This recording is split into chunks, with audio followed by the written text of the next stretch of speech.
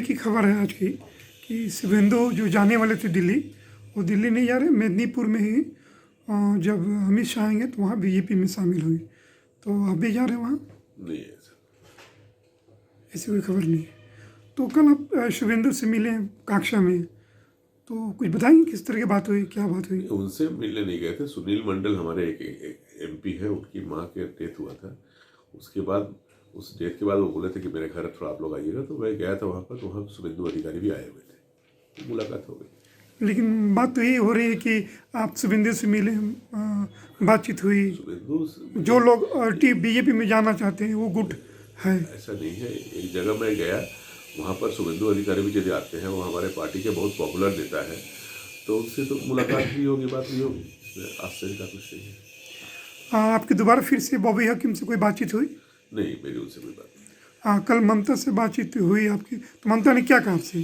उन्होंने कहा कि आओ, जो समस्याएं हैं मैं समाधान का प्रयास करूंगी। तो 18 को आप जा रहे हैं? जी बिल्कुल, 18 को जा रहा हूं। अच्छा, बीजेपी की तरफ से कोई बातचीत, किसी ने फ़ोन किया? नहीं, बीजेपी से क्यों कोई फ़ोन करेगा मुझे? ताज़ा घटनाक्रम जो है स्थिति, उसमें ये दिख रही है कि आप बीजेपी की तरफ कदम बढ़ा रहे हैं। नहीं, ऐसा कुछ नहीं है। मैं आसनसोल को आगे ले जाने के लिए जो करना है वही कर रहा हूँ। इस शहर की उन्नति मेरे लिए बड़ी चीज़ है, और शहर की उन्नति के लिए जो करना है वो करूँगा।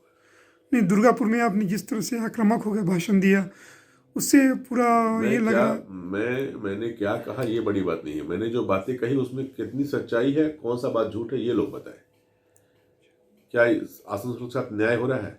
कलकत्ता को, विधाननगर को जितना महत्व दिया जाता है, क्या आसनसोल को वो महत्व दिया जा रहा है? आसनसोल से जो रेवेन्यू जाता है उसकी तुलना में यहाँ जो फंड दिया जाता है वो बहुत कम नहीं है क्या? तो किसी को न किसी को ये मुद्दा तो उठाना ही पड़ेगा। क्यों आसनसोल हमेशा वंचित रहे? आसनसोल शहर आगे बढ़े तो क्या मुझे लाभ मिलेगा इसका? यहाँ के सारे लोगों को लाभ नहीं मिलेगा? यहाँ पर मेयर की जिम्मेदारी मुझे दी गई थी, तो क्या ये मेरी जिम्मेदारी नहीं है कि इस शहर के हर व्यक्ति के बारे में मैं सोचूं, इस शहर की उन्नति के बारे में मैं सोचूं? और ऐसा यदि सोचता हूँ तो जबरदस्ती मुझे कहा जाता है कि बीजेपी है, तो लोग कहें, मुझे क्या फर्क पड़ता है? ये चूँकि ये बातचीत इसलिए हो रही है कि ये चुनाव में कुछ महीने बाकी हैं, तो ये सारे बात इसलिए आपने जो कही वो बात ठीक है, लेकिन चूँकि चुनाव का एक मौका है, 4 महीने बाकी है, इसलिए कहा जा रहा है कि इसके पहले भी मैं 6-7 चिट्ठी इस तरह की लिख चुका हूँ, लेकिन उन चिट्ठी का कहीं जिक्र नहीं किया गया और इस चिट्ठी को लीक कर दिया गया।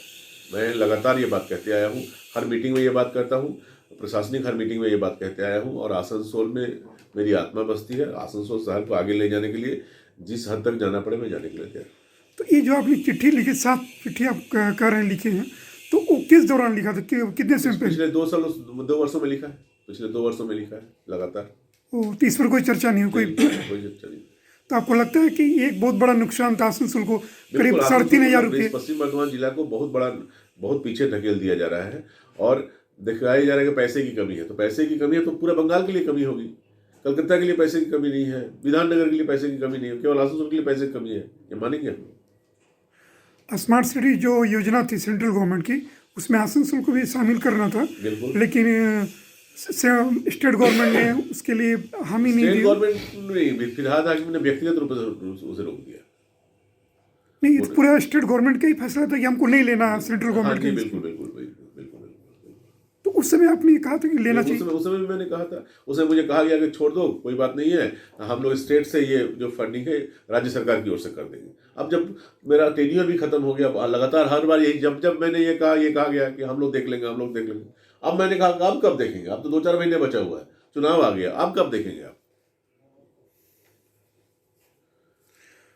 तो अभी आप कह रहे हैं कि बीजेपी में से कोई बातचीत नहीं है? नहीं, बीजेपी से कोई बातचीत।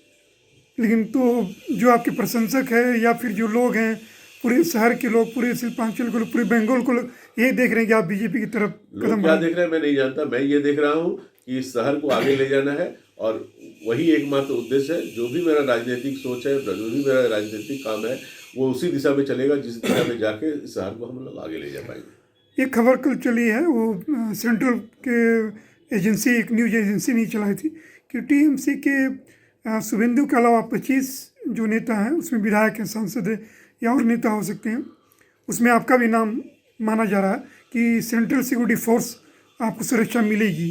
ऐसा कोई बात आपको? नहीं, हमसे ऐसी कोई बात नहीं है। देखिए, किसको क्या सिक्योरिटी मिलेगी ये राज्य सरकार और केंद्र सरकार ठीक करती है। राज्य सरकार यदि महसूस करेगी कि इस व्यक्ति की सुरक्षा के लिए सिक्योरिटी की जरूरत है तो देखिए ये किसी का मान बढ़ाने के लिए या मर्यादा बढ़ाने के लिए सिक्योरिटी का कोई सिस्टम नहीं होना चाहिए, है भी नहीं। सरकार जब को लगता है कि इस व्यक्ति की सुरक्षा के लिए सिक्योरिटी की जरूरत है, वो मेयर हो ना हो, वो एक साधारण व्यक्ति भी हो सकता है, क्योंकि हमारे देश का संविधान ये कहता है कि देश के हर नागरिक की सुरक्षा की जिम्मेदारी सरकार की है। तो सरकार को जब जब लगता है कि इसकी सुरक्षा के लिए कुछ सिक्योरिटी की जरूरत है तो वो देती है।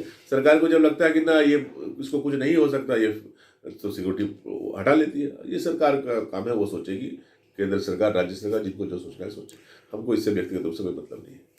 कल आपने एक कई सारी योजनाओं का उद्घाटन किया नगर निगम में, और वहाँ कहा कि कल हम लोग जो कर्मचारी हैं उनसे फिर मिलेंगे। बिल्कुल मिलना तो चाहिए। ये क्यों हो रहा है साहब? कर्मचारियों से तो मिलना चाहिए। मैं उस नगर निगम का प्रशासक हूँ तो अपने कर्मचारियों से मिलूंगा, इसमें आश्चर्य की क्या बात है। तो मिलना ही चाहिए, समय समय पर उनसे उनकी समस्याओं के बारे में सोचना चाहिए, प्लानिंग क्या है, कैसे काम करना है, इस बार कुछ टिप्स देने हैं उनको, इसलिए मैं मिलूंगा।